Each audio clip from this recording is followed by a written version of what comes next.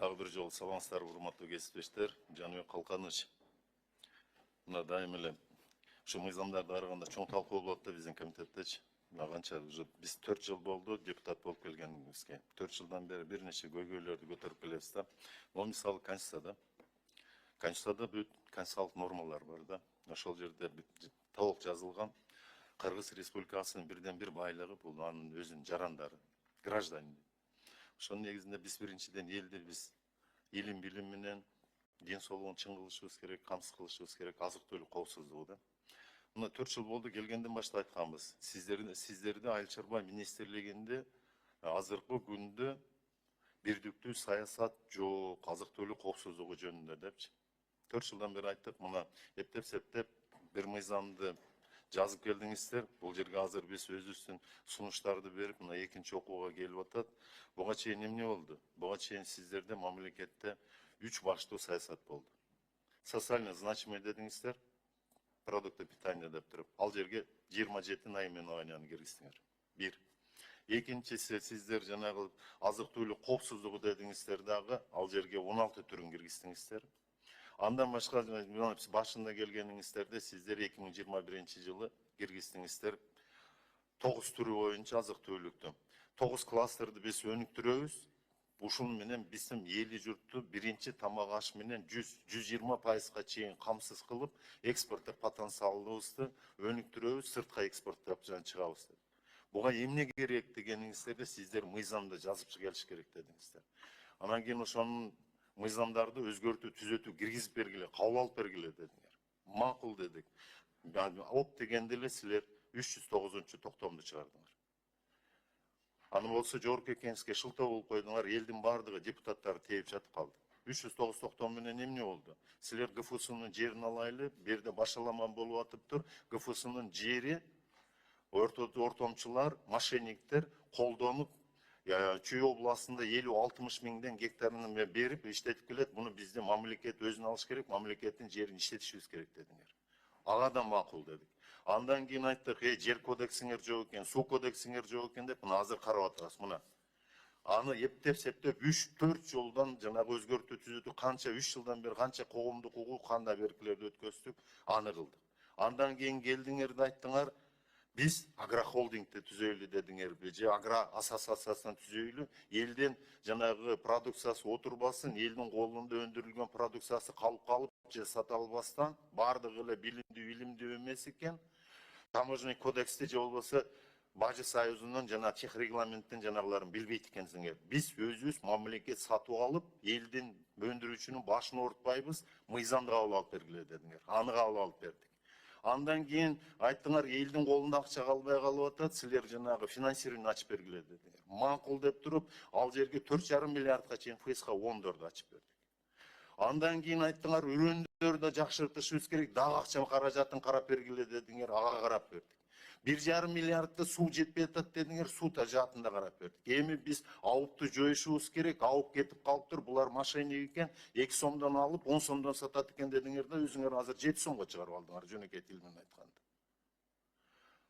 Андан кийин айттыңар, мына мамлекеттик контроль болуш керек, биз айыл чарба өндүрүп атабыз, ушунун бардыгы коррупция элемент болуп кетпесин. Биз тех регламенттин негизинде иш алып барышыбыз керек экен, биз Бажы союзунда экенбиз, Госфиннадзор болуш керек экен дедиңер. Ага да макул болду. Бир нече мыйзамдарды алып келдиңер, Госфиннадзорду биз ошолорго полномочиясын берип, кампа деген түшүнүктү киргиздик. Баш аягы менен силер айттыңар, 247 кампа түзөбүз республика боюнча дедиңер. Биринчиси типа А, Б, Д деп туруп эркелдиңер. Азыркы күндө Госфиннадзордон лицензиялык сертификацияны өткөн 6 эле кампаңар бар. Калганы жөн эле логистикалык центр деп башка деп туруп эле баштырып келесиңер. Бирдиктүү саясатыңар жок. Азыркы күндө силер айыл чарба министрлиги эмне болуп калдыңар? Ортодогу базардагы жана далдалчы болуп калдыңар. Карайсыңар, сууду көтөрөсүңөр, жердин налогун көтөрүп атасыңар.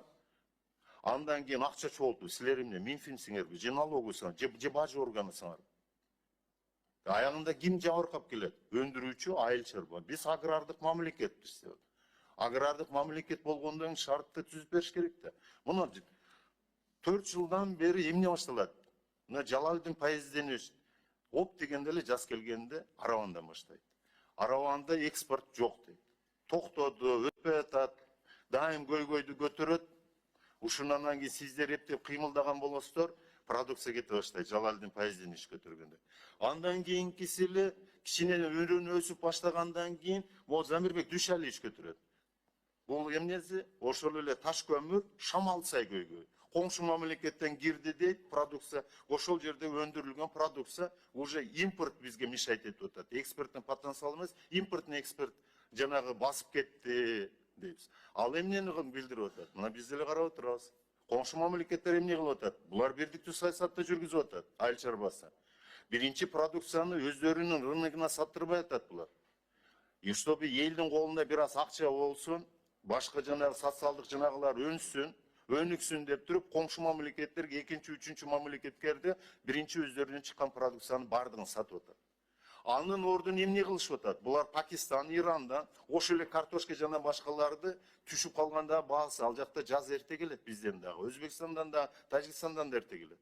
Ошол жерде калган жанагы кампада дейбиз, ошо кампада турган жана картошка, пияз жана продукцияны алып келип туруп, элин камсыз кылып атат. Арзан баада продукция менен. Кытайдан алып келген жок алар. Экинчи гана продукцияны өздөрүнүн внутренний рынок дейбиз, ошого кое берет. Мына бирдиктүү саясат. А силерде бирдиктүү саясат эмес, силер далдалчы болуп, акча чогултуп, элди, производитель дейбиз, өндүрүүчүлөрдү какшатып келип атпайсыңарбы? Мына азыр эме биз бардык мыйзамдарды кабыл алып бердик. Мына азыр жер кодекси деп атасыңар, жер кодекси, суу кодекси дедиңер, суу кодекси. Мыйеле болуп туруп, азык түлүк коопсуздугу жөнүндө мыйзам деп мына алып келдиңер, канча отуруп, сиздер менен отуруп, талашып тартышып отуруп, мен өзүм сунуштарымды берип, мына профилдик мыйзам кылып кабыл берип атабыз да. Эми ушудан кийин силер оңолбосоңор, анда билбейбиз. Кандай кыласыңар, кандай жок. Мында элди ойлонгон жанагыңар барбы? Силер налоговый эмессиңер, да салык жанагысы кызматкерлери эмессиңер. Биринчиден, экинчиден силер жана каржы министрлиги эмес, ошонун астындагы жана бажы тармагы эмессиңер. Мына үрөн дедиңер, үрөндөргө акча бөлдүрүп бердик. 4,5 миң тонна бекер үрөн бердик эле гумпомощь. Анын аягы жок. Элге таратып бербедиңер, ошону да саттыңар. Анан дагы эмне кылыш керек билбейм. Эмгисинде эмнени ойлоп таап келет буларбы? Аманкан Батырбек же могу Айыл чарба министрлигин чакырайлы. Эмгисинде бир күн могу комитеттин жыйынышууларга отурайлычы.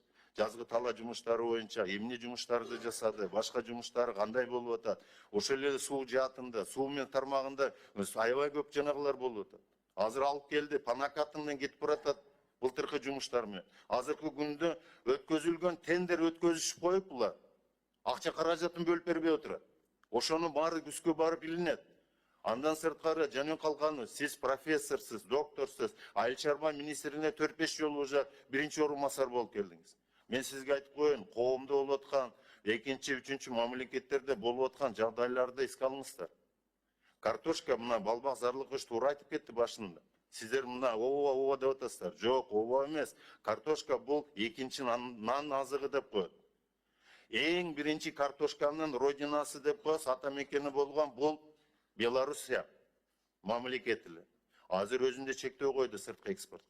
Андан сырткары экинчи мамлекет бул Орусия эле. Орусияда да чектөө коюп, өзүндө жетишпей атат азыр. Аларда продовольственный кризис башталды Белоруссия менен Россияда. Россия карап көргүлө, азыркы күндө эң көп картошканы Монголиядан, Египеттен экспорттой баштады. Айыл чарбасы токтой баштады. Ушунун бардыгы эртең күзгүгө сиздер могу мыйзамдар кабыл алып берген мыйзамдардын негизинде бирдиктүү саясат жүргүзбөсөңөр, айыл чарба министрлигине ушундай жанагыларды кыла турган болсоңор, анда күзүндө, жазында биздин мамлекеттин чоң көйгөйлөрү башталат. Мына азыр үчүнчү маселе, жаз келди, казак туугандар баштайт. Тетиги шлагбаум жабат, ремонт дейт, мына башталды. Экинчи көйгөй мына, силер ички сырткы көйгөй чечкенден кийин, могу коңшу мамлекет менен, бажы союзунда отурган мамлекет менен чече албайсыңар.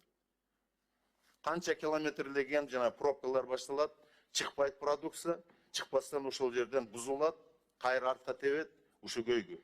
Качанга чейин силер ушинтип карап жана кылып отурасыңар? Силер статистика органы эмессиңер. Анан мындай командировкаңарды азайтып, кичине эл катары бутуңарга резиновый өтүк кийип, ошол жерде 5-6 орун басарыңар бар, 7 эле область бар, бөлүнүп алып, эл менен кыдырып чыккыла. Биз байма-бай эл менен, журт менен жолугушуп, элдин көйгөйүн жеткизип атабыз, эл өкүлү катары сиздергечи. Андан сырткары мыйзамдарыңарды, чала алып келген мыйзамдарыңарды отуруп алып жазып берип атабыз. Дагы эмне керек билбейбиз сиздергечи. Же ушул министрликте толук кандуу Аманкан Батырбекович угалы биз. Кандай жумуш жасалып атат, эмне болуп атат. Анан кийин гана буларга баа бериш керек болуп калды. Рахмат көңүл бурганыңыздарга.